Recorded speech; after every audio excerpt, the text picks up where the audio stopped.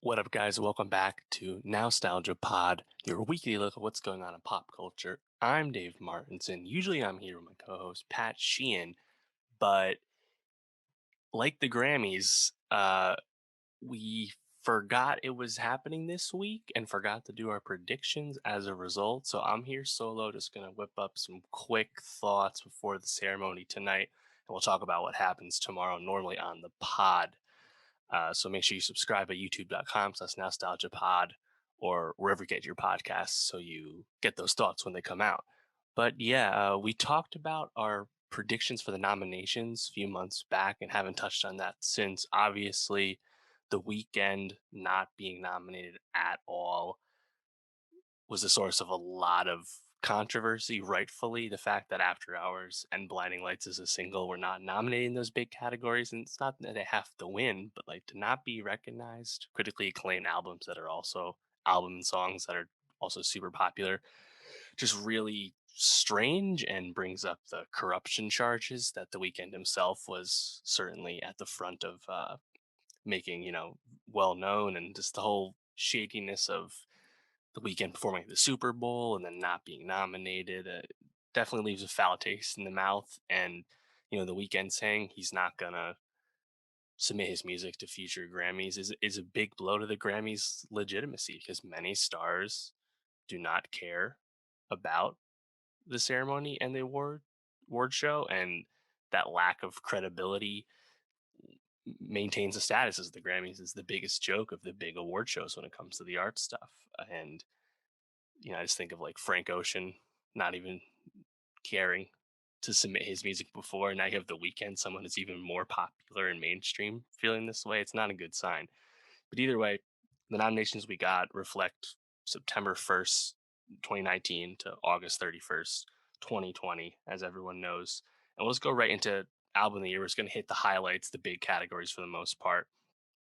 I think with album of the year, the whole thought really is going to be about if Taylor Swift gets that third album of the year win. If she did, she'd tie the record set by Frank Sinatra, Stevie Wonder, and Paul Simon.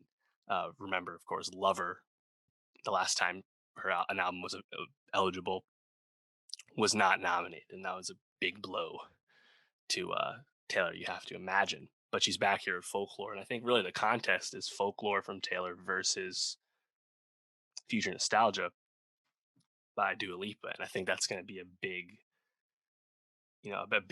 point of contention because I think both Taylor and Dua are going to have good nights. It's really a question of who has the bigger night, and along those lines, uh, with album of the year going off to song of the year, same kind of thing where you have and song of the year, record of the year, Dua Lipa Don't Start Now is nominated in both those fields. Taylor was only nominated in one with Cardigan, even though she submitted to both. And I think that could be an early tell that maybe things are going to lean Dua's way. And, it remains to be seen. Obviously, it's tough to be too predictive. And, there's lots of history we can look back on, but I don't know how relevant it is these days. But I think Dua versus Taylor, that's kind of the thing to be watching. Dark horses along those lines. Tough to call Beyonce a dark horse, but Black Parade is nominated for Record of the Year and Song of the Year as well. Beyonce's coming up on records, various records about total Grammys won. So we know she's certainly still a Grammys darling. So it remains to be seen what kind of night Beyonce has. I think in terms of like the R&B stuff, she's set up against Chloe and Haley with those. And then if you think about like progressive R&B field, it's actually Chloe and Haley versus Janae Aiko. Janae Aiko, of course, was also nominated for Album of the Year, a little surprisingly, I guess. So that's how I think that would go. Um, just keeping it moving here. The rap stuff. I think the most exciting stuff about the rap nominations is Pop Smoke's Dior is in fact nominated for rap performance. Notably, Dior originally came out in July 2019, meaning it wouldn't be eligible. I don't think anyone really cares. Obviously, we'd love to see Pop Smoke win his, one and only Grammy. It's the only thing he's nominated for here. Um, but he is going up against Megan Thee Stallion and Beyonce for the Savage remix, a song that's also nominated for Song of the Year. So it's tough to pick against these, songs or albums that are nominated in like the bigger categories, of course. Then again, I think if there's any precedence for like, spreading the wealth and diversifying anything, do remember that Bad Guy from Billie Eilish last year, which won a lot as Billie had a huge night. Bad Guy did end up losing to Truth Hurts in I think that was pop vocal. And so it is possible anyway. Um, rap song, melodic rap, feels like Roddy Rich. I mean, Roddy Rich is nominated twice in melodic rap, The Box and Rockstar. Maybe there's vote splitting, tough to say. But yeah, it feels like Roddy's gonna have the huge night there. And then rap song. I know some people are really pulling for Little Baby with the bigger picture, but again, you're up against Megan Thee Stallion and Beyonce again with Savage Remix. Tough to pick against something nominated for Song of the Year. And then rap album, there's been a lot of criticism as it's like it's the old heads nomination. Lots of rapidy rap technical ability people, not no melody to be seen, right? Nas, D Smoke, Royce to 5 9, J Electronica, and Freddie Gibbs, of course. It feels like it's Nas versus Freddie Gibbs. The people's champ is Freddie, but I'm not going to be too mad when Nas wins. It feels like that's where it's going. Nas is 0 for 15 to this point at the Grammys, so I don't think anyone should be too mad. And it's a good record. I think the only thing that would really make me mad would be D Smoke, just because like no one's enthusiastic about him, and like winning the Netflix show. It feels like that's a little politicking to me anyway. Kind of a strange choice. The rest of them are fine. Uh, I mean, rock song, rock performance, alternative music album. That's where Fiona Apple is. It's weird that she was not nominated for album of the year for Fetch the Bolt Cutters, considering you have Jacob Collier and Black Pumas in album of the year.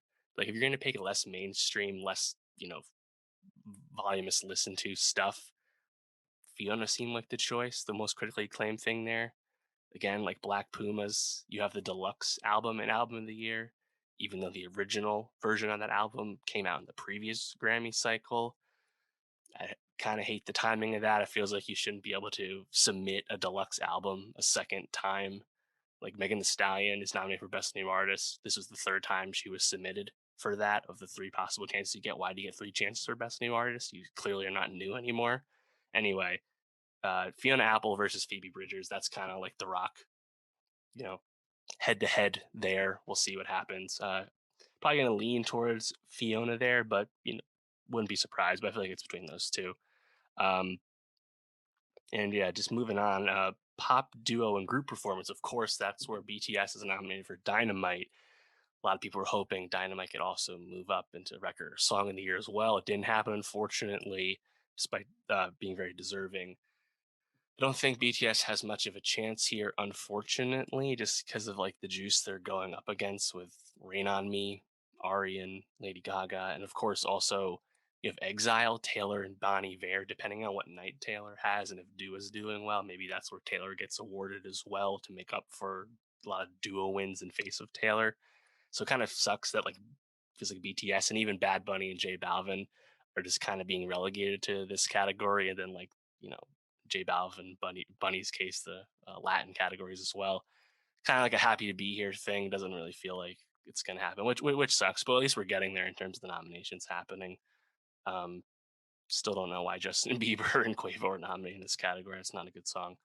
Uh, yeah. So and best new artist. Yeah, I mean, yeah, it's probably Megan Thee Stallion, given that the other big nom she had. But I suppose you could see Phoebe Bridgers, Kate Trinata. Again, a weird choice for best new artist, considering he's been making music for 10 years. And well known and leading festivals and all that. Not to mention, him and Phoebe are both nominated off their second studio albums on major labels, or not independent labels anyway. Like it's really really strange. Again, like where the Grammys do and don't set their rules up. But yeah, I mean, if Megan's nominated for Song of the Year, how can she not win Best New Artist? Some of this stuff feels awfully boring just because a lot of it feels kind of predictable. Um, yeah, and I don't know, like it, it's the Grammys, man. Like no one really cares all that much, and history is cool, I guess. But when categories change all the time, and eligibility moves up and down. I think the thing the Grammys need to focus on is getting their stars to care again, and plenty of them still do. Taylor Swift is happy to be nominated again, and you know, not and Dua Lipa certainly an ascendant new superstar. She's, it's not that it's all bad, but there's just so much more work to be done in terms of transparency and just credibility. And let's talk about what happened with the Golden Globes recently. Leaves sour taste in people's mouth, and the Grammys. A lot of those same corruption charges are awfully familiar. So we hope we can move forward with that. I guess just because this is the biggest night for the music industry. Even if people really only care about the performances, less about who wins, whatever. But let's hope it's not all bad, right? And we'll talk about who wins next week. So subscribe at youtube.com/nostalgiapod and don't miss that.